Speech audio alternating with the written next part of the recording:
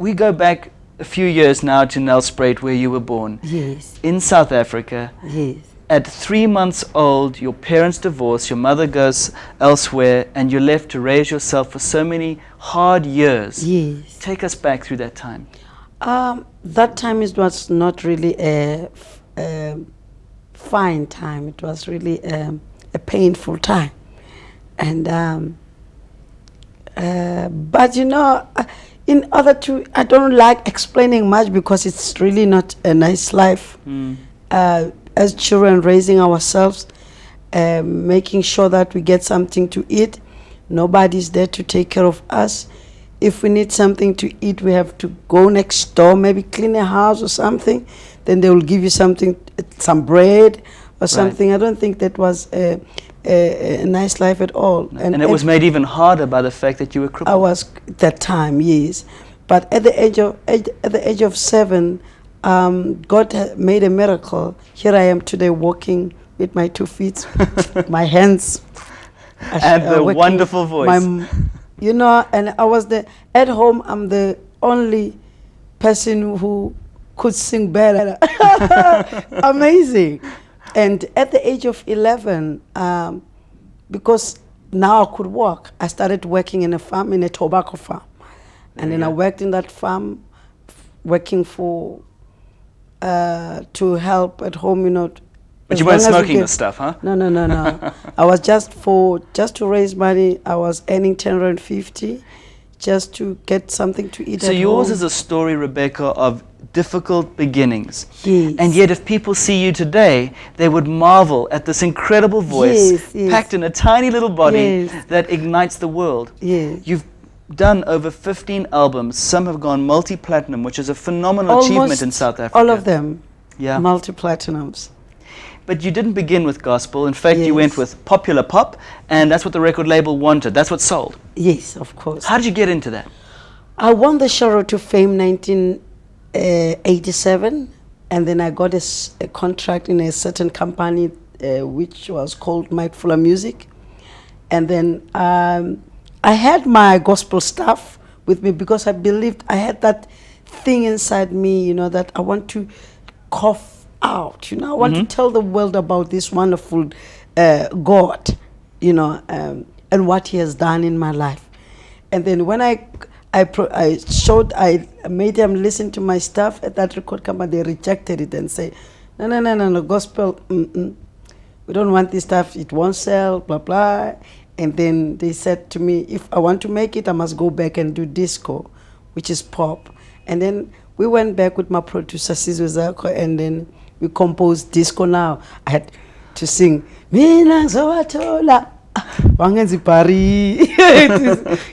But you came in the early, late 80s, you became one of the most popular pop singers in South Africa. Yes. With that time, we had Brenda Fassis and Yvonne Chaka Chaka, the Messi Pakilas, which they were the top pop singers in South Africa. Then I came in as well and be one of them, you know. Right. But after a certain period of time, then we went to EMI Records. We joined EMI, and then we asked EMI that, please, can you please allow us to do the kind of music that we want to do? Then EMI said, of course, why not? And so you followed with a dream. Well, don't go away, Zimbabwe. Rebecca Malope comes back with How to Persevere and come up with a sure winner. Don't go away. One on One. Welcome back to One on One. Rebecca Malope talks about her dreams and desires. She starts in pop and persevered with her desire to do gospel. And that's when you did Rebecca Sings Gospel. Gospel, yes. It was like a dream come true. You know, when I was in the studio recording that album, I just felt it in my heart that, oh yes, I felt the Spirit of the Lord that people now are going to change, and people now they're going to know God, because people they didn't that time take gospel seriously. You know, I knew it in my heart that this time everybody will follow, and everybody will follow the right direction. They will see the light.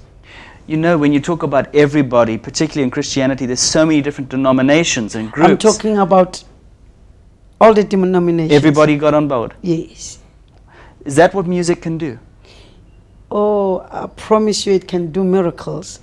I've got pastors in my music today. I've got born-again Christians in my music today. I've got marriages coming together today. You know, I've got criminals living with the bad things coming back to God. I've got people who've got hope today. You know, I've got newborn babies in my music today, and I give all the glory to God, because I just said, yes, Lord, use me if you want to use somebody. Well, from crippling circumstances to a reuniting with your mother nearly 20 years later, and the chance to celebrate this album with her must have been a magnificent moment. I looked for her because I didn't exactly know where she was, you know, and then I could hear people saying, she's this side, she's this side, she's that. And then we had to hire a car and look around and search for her. And then we find her.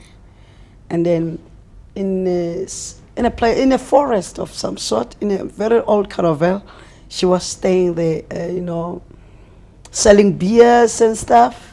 And it was a very hard life for her. Now, how did she reconcile that her little girl was now becoming Miss Popular South Africa? She was amazed, because she saw this little girl on TV winning a show road to fame, but the name Rebecca, no, she doesn't remember that name, but she could say, this is my baby, you know, because my sister was there also. She could recognize me through my sister. That's my baby, Batsogile. She knows me as Batsogile. But in Johannesburg, I called myself Rebecca. Yeah. Yes, then she couldn't believe. She just cried, you know. We all cried. We just cried for some time before we can start talking. And then we took her out of that horrible place, and then I bought her a house, and then life started to warm up, shape up a little bit. Well, Rebecca, today you've traveled the world, you've been all over in communities that accept you and marvel at your talent. Yeah. But is this the story of a South Africa that we look back with, sometimes with tears, the post-apartheid era now it's easier to view? Is there still much tragedy like this in the environments that you come from? There are people who are still going through, not only in South Africa, but I can say all over the world. There are people who are still going through the very same pain. And we don't have to ignore that. There are people who are still crying today, who don't have places to stay, who don't have anything to eat, in everywhere in the world. So they must just know that everywhere they are, wherever they don't have anything, they must know it's not the end of the world. They must never give up and turn themselves into horrible things. They must know that God is there. One day He will answer their prayers, like me.